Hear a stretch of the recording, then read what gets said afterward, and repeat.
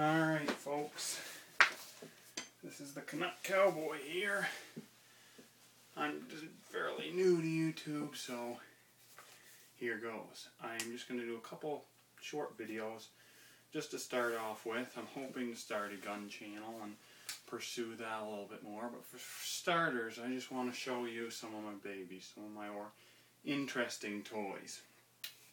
This is probably about the third gun purchase I made. I've had this one for a long time.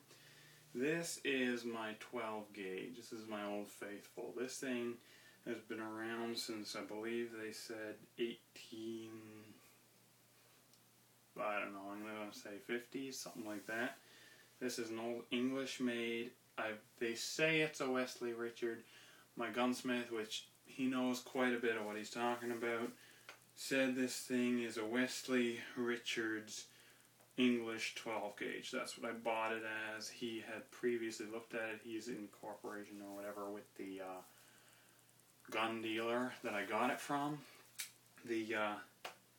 It's been a good gun for me. It's served its purpose well. It's got some quirks. Something really neat about it is this side lever. You don't see that a whole lot. I mean, in the old guns you do see it quite a bit, but still. Got some snap caps in there. Throw them over here on my shelf. 12 gauge. It's got no ejectors, so you gotta pull those shells out manually. External hammers. Pretty old, good-looking gun. I mean, it's just gorgeous. Look at that thing. It's got 36-inch barrels, so this thing is heavy. I don't know how much it weighs, but I mean, it's no ultralight, no featherweight. It's beautiful. I mean, the wood, for a gun of its age, the wood is in gorgeous condition. I mean, it really is. It's got some market patina built up on the metal parts, but that's to be expected with something that age. Now, something I have found out is that I do not believe the wood has been refinished, even though it's in gorgeous condition, but I know the barrel has been at some point reblued, which is unfortunate because most of the original markings were covered up at that point. So, that kind of sucks, but I mean, that's what you live with when you buy used stuff. With something this age, I should say. Now, it does break down fairly simply, as with all these double barrels. There is weight in that. I mean, that's just good old steel. It's modern steel barrels. It's both just skeet choke. It must have been an old skeet gun in the day, but I mean, for me, partridge hunting, stuff like that, that's what I use it for. It's got these things here. The word escapes me now. Please comment and remind me. But the firing pins, there you go. Man alive. Brain fart. But anyway, the firing pins have springs. The springs and the pins here. There's supposed to be springs there.